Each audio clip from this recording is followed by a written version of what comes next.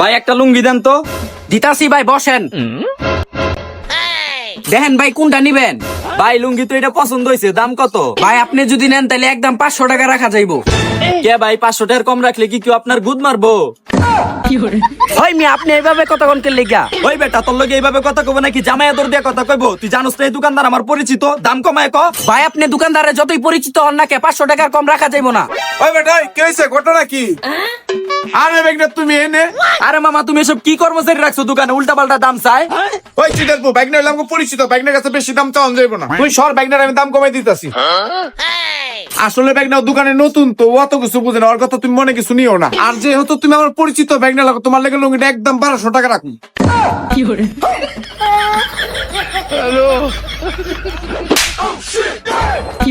ওই কি ধরবো, তোর কর্মচারী চাইলো 500, তুই চাস 1200, তুই তাহলে আমার কি বালের পরিচিত?